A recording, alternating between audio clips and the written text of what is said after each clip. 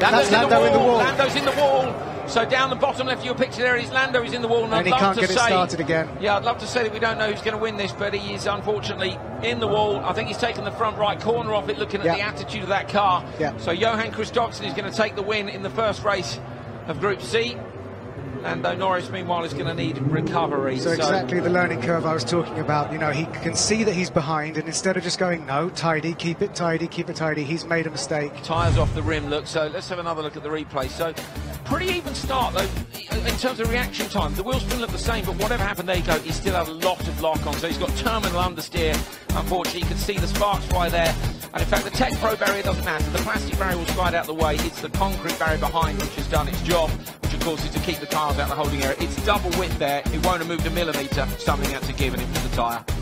But one thing's interesting is that they forget, you know, this thing is so much heavier than his Formula 3 car or even his Formula Renault 2.0 from the year before. You know, those cars are so light that if you find yourself slightly offline, you can turn it back in. But he can't correct a car this heavy, and it's too late once he realises that there's too much weight around him to correct a mistake like that. Right, doesn't want to come back. It looks like he's okay. He's fine. So Terry Grant over there having a chat with him. Terry, of course, the driver coach. Passenger gets out as well. There we go. Lando waves to the crowd. That is great to see, and that is the most important thing ever. Try to remember that when you're watching your motorsport at home. We want to see drivers on the limit. We don't want to see them hitting the wall. And it happens because that's where the limit is. But the most important thing always is that they're okay, and they are, both Lando and his passenger. He will be disappointed. Another replay, so on the way into the left-hander look.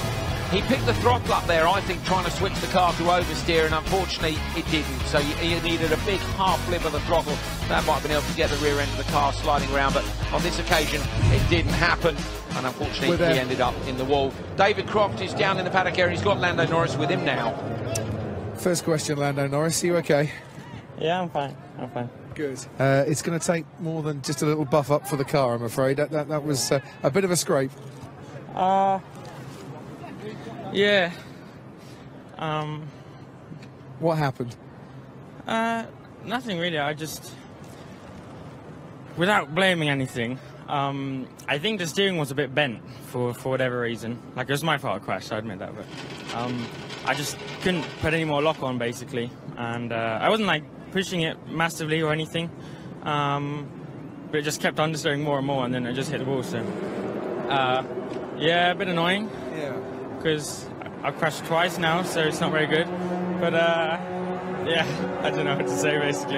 Yeah, it's just kind of one of those things. There's no margin of error here, and really, you can't afford to leave anything in the locker. You've got to push like crazy every race, haven't you?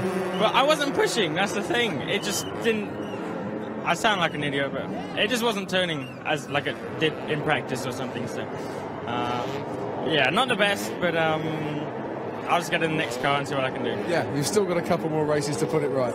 Yeah, I'll see what I can do. Good man, thank you.